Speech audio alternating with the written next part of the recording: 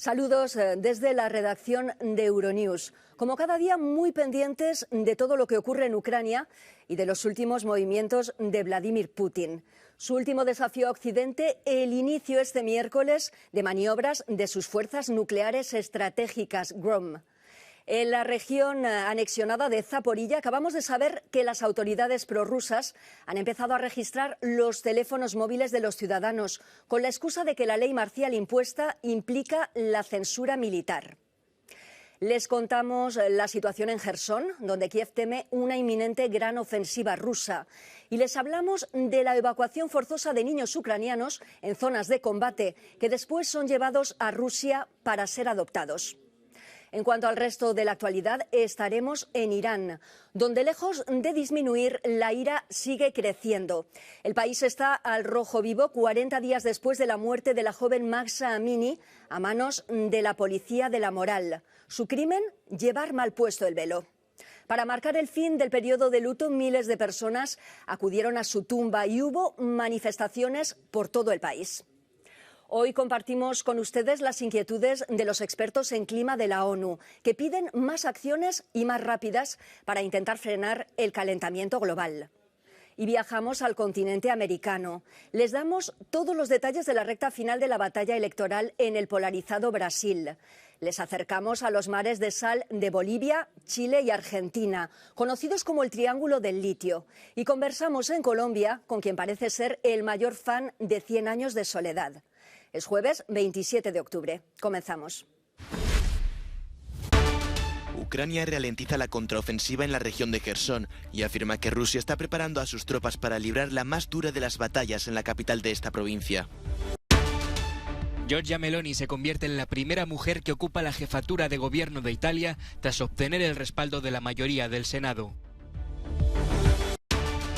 El Credit Suisse anuncia el despido de 9.000 empleados en los próximos 3 años dentro de su plan para revertir las pérdidas actuales. América acumula más de la mitad de las reservas mundiales de litio y ahora lidia con los beneficios y con las consecuencias negativas de la explotación de este mineral. A pesar de que el clima húmedo dificulta la contraofensiva ucraniana, esta continúa centrando sus esfuerzos en reconquistar la región de Jersón. Esta provincia es una de las 4 que el presidente de Rusia, Vladimir Putin, proclamó haber anexionado a finales de septiembre y con diferencia es la más importante a nivel estratégico. Esto es porque controla tanto la única ruta terrestre hacia la península de Crimea que Rusia tomó en 2014 como la desembocadura del río Dnieper. Las autoridades prorrusas de Jersón cifran en más de 70.000 las personas evacuadas en los últimos días para, supuestamente, alejarlas de una escalada del conflicto en esta zona. Lo que antes parecía ser una retirada, ahora Ucrania lo interpreta como un peligro. Según las autoridades ucranianas, las fuerzas prorrusas se están atrincherando alrededor de la capital de la provincia para librar la más dura de las batallas en el terreno. Rusia no para de aumentar la tensión por un posible ataque con armamento nuclear. Esta vez lo hace con unas maniobras de sus fuerzas nucleares estratégicas que simulan un posible lanzamiento masivo como respuesta a un ataque. Al mismo tiempo, Putin mantiene las acusaciones sin presentar pruebas sobre los planes de Ucrania de emplear una bomba sucia con elementos radiactivos en su propio país. El presidente de Ucrania, Volodymyr Zelensky, se ha pronunciado respecto a la ofensiva enemiga y afirma que sus equipos de inteligencia han revelado que Rusia ha empleado unos 400 drones iraníes contra la población de Ucrania. La invasión de Ucrania no entiende de clemencia con los más vulnerables. Funcionarios rusos han admitido que está habiendo traslados de niños desde algunas zonas de combate para que sean adoptados en el país agresor. Las sustracciones se enmarcan dentro del traslado de la población desde la región de Jersón. Según el Instituto para la Guerra de Estados Unidos, que cita a medios de información rusos, 31 menores han sido trasladados desde la devastada ciudad de Mariupol para gestionar su adopción por familias rusas en la oficina del Comisionado para los Derechos del Niño. La misma fuente indica que esas acciones es probable que supongan una violación de la Convención de la ONU para la prevención y la sanción del delito de genocidio. Sin sorpresas, la ultraderechista Giorgia Meloni ha completado el último trámite en el Senado para convertirse en jefa de gobierno de Italia. En la última votación obtuvo 115 votos a favor y 79 en contra. Como ya hizo el martes, la líder de Hermanos de Italia se desmarcó de la imagen de ultraderechista nostálgica del fascismo y cercana a Rusia. Al ser preguntada por Ucrania, dijo: en Ucrania hay una guerra, una agresión que no podemos aceptar. No puedo aceptarla porque siempre he defendido el principio de autodefensa.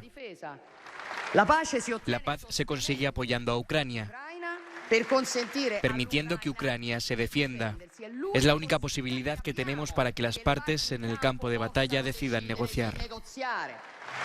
Se convierte así en la primera mujer que ocupa el puesto de jefa de gobierno en Italia. Todo por mayoría absoluta y tras conseguir el apoyo de la coalición derechista con la que se presentó a las elecciones, formada por su partido, la Liga de Salvini y Forza Italia de Berlusconi. Antes del nombramiento de Rishi Sunak, la oposición ya insistía en la necesidad de convocar elecciones para que el futuro del país fuera decidido por todos los británicos y no solo por unos cuantos diputados conservadores en una votación interna de urgencia. En la primera sesión de control, el nuevo primer ministro, el líder laborista Keir Starmer, favorito en las encuestas, ha vuelto a la carga. Incluso su propio bando sabe que no está del lado de la clase trabajadora. Por eso la única vez que se presentó a unas elecciones fue aplastado por la anterior primera ministra. ¿Por qué no lo ha sometido a prueba? Dejemos que la clase trabajadora hable y convoque elecciones generales. Sunak respondía que su mandato es legítimo basado en el programa con el que su partido obtuvo mayoría en los comicios de 2019. Nuestro mandato está basado en un manifiesto sobre el que fuimos elegidos. Les recuerdo unas elecciones que nosotros ganamos y ellos perdieron. Un mandato que dice que queremos un sistema nacional de salud más fuerte, mejores escuelas, calles más seguras, control sobre nuestras fronteras y la mejora de zonas menos favorecidas. Este es el mandato que mi gobierno y yo vamos a cumplir para el pueblo británico. Sunak, al que la oposición echa en cara a su familia multimillonaria, ha asegurado que siempre protegerá a los más vulnerables. El ministro de Finanzas, Jeremy Hunt, ha anunciado que retrasará hasta el 17 de noviembre la presentación del plan económico de emergencia. La muerte de Mahsa Amini sigue convulsionando Irán. 40 días después de que la mujer de 22 años muriera tras ser arrestada por no llevar el velo bien puesto, cientos de personas han salido a las calles de Teherán. La Casa Blanca ha impuesto ahora sanciones a Irán y cree que la teocracia podría recurrir a Rusia en busca de ayuda para hacer frente a la revuelta. Nos preocupa que Moscú pueda estar asesorando a Teherán sobre las mejores prácticas para gestionar las protestas, aprovechando la amplia experiencia de Rusia en la represión de manifestaciones abiertas. Las pruebas de que Irán está ayudando a Rusia a recrudecer su guerra contra Ucrania son claras y son públicas. Los actos del miércoles en todo el país demuestran que la ira generalizada por la muerte de la joven en septiembre no se desvanece. Los manifestantes culpan a la policía de la moral iraní de su destino. Más de 200 personas han perdido la vida en la revuelta. El gigante de la banca Credit Suisse ha anunciado el despido de 9.000 empleados dentro de sus medidas para recuperarse de sus pérdidas actuales de 4.000 millones de euros solo en el tercer trimestre de este año. El segundo banco suizo se ha sumido en números rojos, arrastrado por una serie de malas operaciones de inversión, la apertura de casos legales y acusaciones de lavado de dinero. Es importante que seamos más eficientes y mejoremos realmente nuestros procesos de negocio, eliminando las muchas duplicidades que hay en el sistema. Lograremos ahorrar un 17% de los costes del grupo y sí habrá despidos, unos 9.000 a nivel mundial en los próximos 3 años, explicaba el presidente del Consejo de Dirección. Credit Suisse planea pasar de 52 a 43.000 empleados. Además, está en proceso de recapitalización con inversiones extranjeras. Planea vender partes de sus unidades de negocio, especialmente en Estados Unidos, y poner mayor énfasis en la gestión patrimonial del grupo y en las operaciones en Suiza. Los países de la Unión Europea están atrapados entre la urgencia de contener la subida de precios y hacer frente a la recesión económica. La zona euro se ve especialmente afectada por este dilema, ya que se espera que el Banco Central Europeo suba los tipos de interés el jueves para evitar un tsunami inflacionista. La tarea del Banco Central Europeo es aún más difícil debido a los diferentes niveles de inflación de las principales economías de la zona euro. La subida de los tipos de interés no puede ser selectiva. Es una medida monetaria colectiva, independientemente de la tasa de inflación real de cada país. Nosotros tenemos una sola política monetaria frente a 19 políticas fiscales presupuestarias ineficientemente coordinadas y con orientaciones diferentes. La ruptura entre las diferentes medidas de apoyo económico a la población ha demostrado una enorme diferencia, incluso entre los grandes países.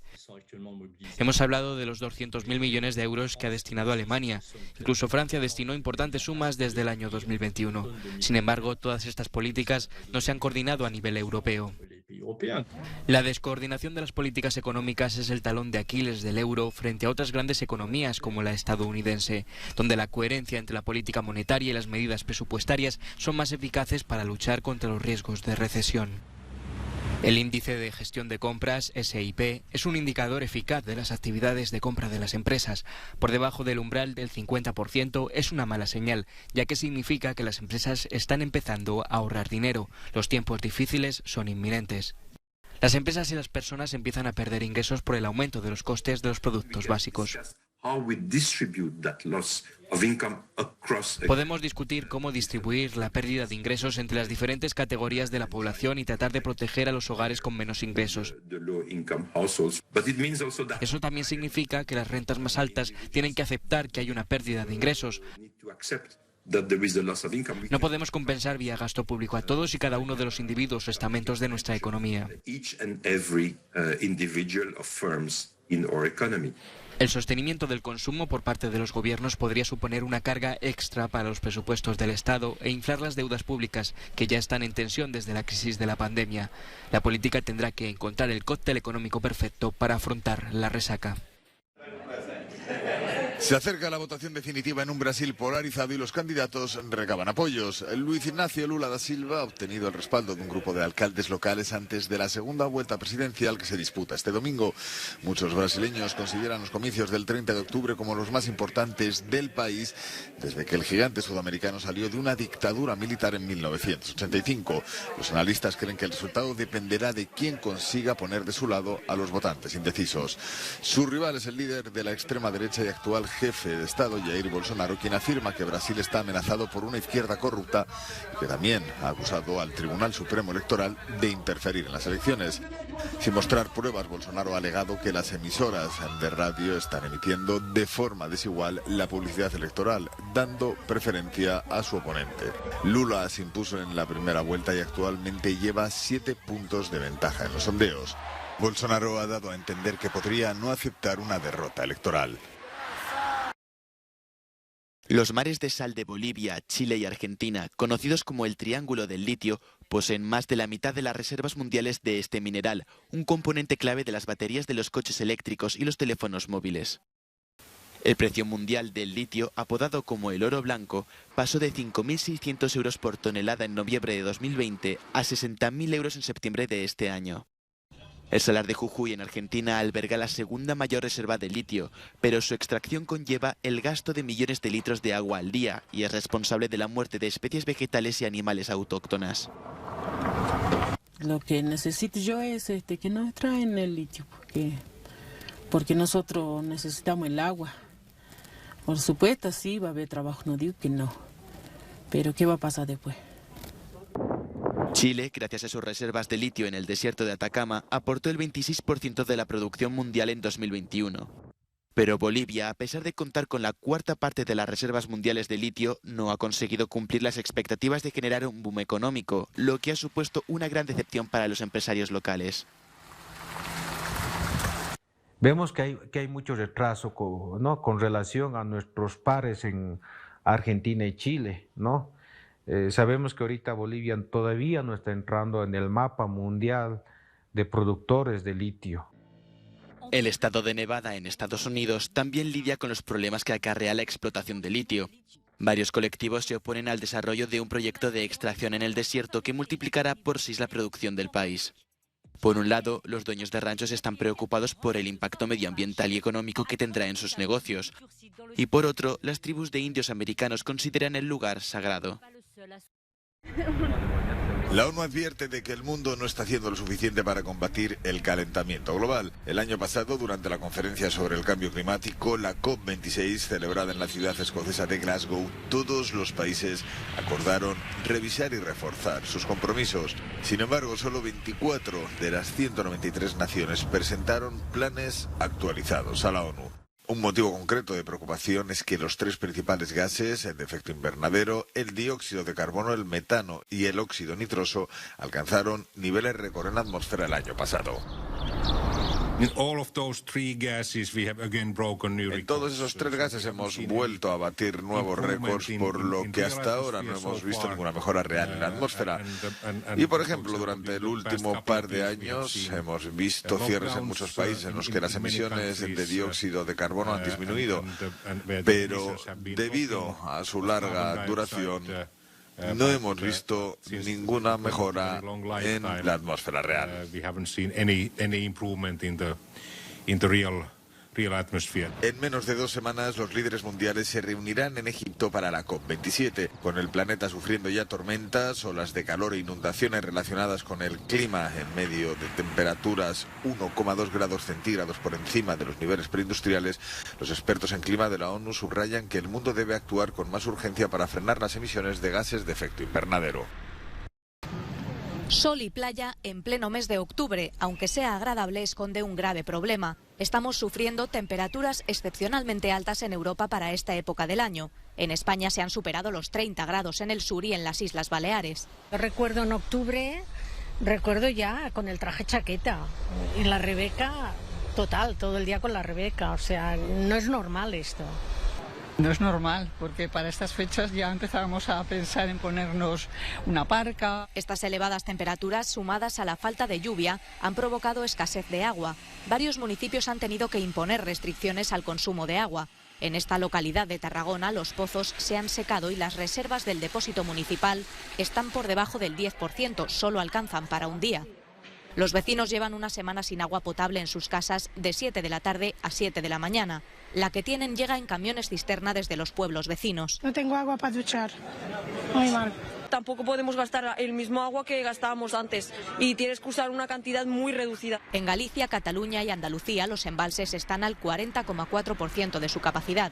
Este calor inusual se mantendrá hasta mediados de noviembre, según las previsiones de la Agencia Estatal de Meteorología, que no descarta que este octubre se convierta en el más cálido en España de la serie histórica. Este es el vídeo que sugiere el final del culebrón entre Elon Musk y Twitter. El jefe de Tesla entra en las oficinas de la red social con un lavabo, dando a entender que la compra está acabada. Musk tenía hasta este viernes para completar la adquisición de Twitter y abonar los 44.000 millones de euros pactados entre ambas partes si quería evitar ir a juicio por dar marcha atrás. El magnate había intentado negociar para rebajar la cantidad, pero la empresa, que no ha confirmado el cierre de la operación, había rechazado la oferta. El Washington Post ha informado de que, en caso de que finalmente se haga con Twitter, Musk tiene previsto prescindir del 75% de la plantilla. Por segunda temporada consecutiva, el Barcelona se queda fuera de la Liga de Campeones en la fase de grupos. Para cerrar una noche aciaga, el equipo dirigido por Xavi Hernández cayó goleado por el Bayern en el Camp Nou 0-3, aunque ya se sabían eliminados. Antes del pitido inicial en Barcelona, el Inter había goleado al Victoria Pilsen 4-0, condenando así a los culés a abandonar la principal competición europea de clubes por la puerta de atrás. Quedan más competiciones. Todavía podemos hacer una gran temporada y sigo convencido de que lo podemos hacer. Estamos en el mes de octubre y hemos perdido una competición muy importante, que es la Champions. Pero nos vamos a Europa League, la podemos competir y ganar, podemos ganar la Liga, la Copa y la Supercopa, pues hay que ir a por ello. Y si a final de año pues no salen las cosas, pues yo seré el primero que veré. En el grupo B, el Atlético también se queda fuera matemáticamente tras empatar ante el Bayer Leverkusen después de fallar un penalti y tirar un balón al larguero en el descuento. En el A, goleadas idénticas de Liverpool al Ajax y Nápoles al Rangers. Ambos han sellado su pase así a octavos de la Champions.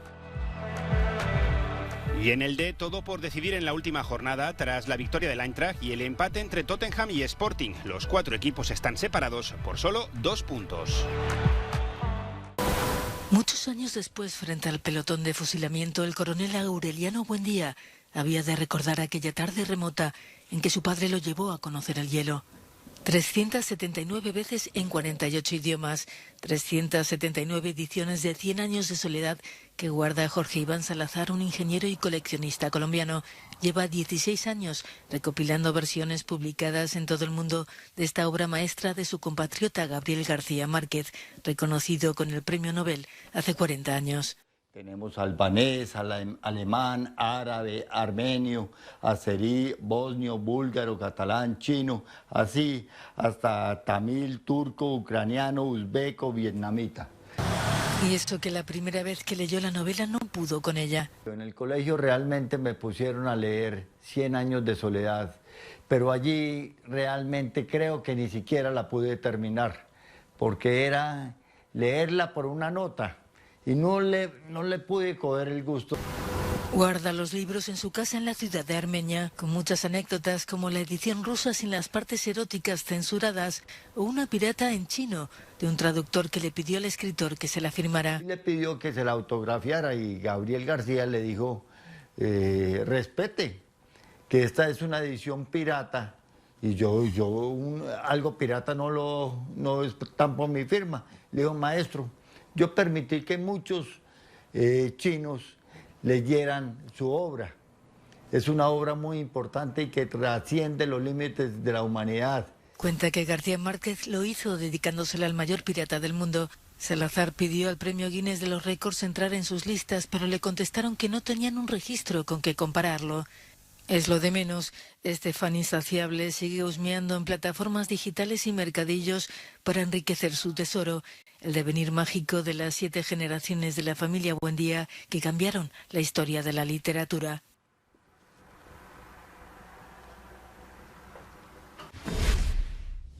Hasta aquí esta edición de Euronews Hoy. Gracias por su compañía y su fidelidad. Recuerden que pueden seguir toda la actualidad a través de nuestro canal Euronews, de nuestra página web y, por supuesto, a través de las redes sociales.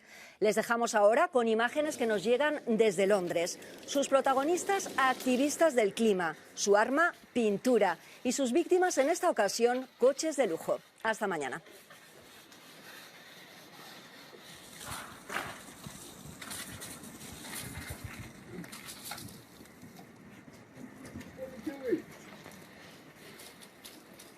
You're a disgrace.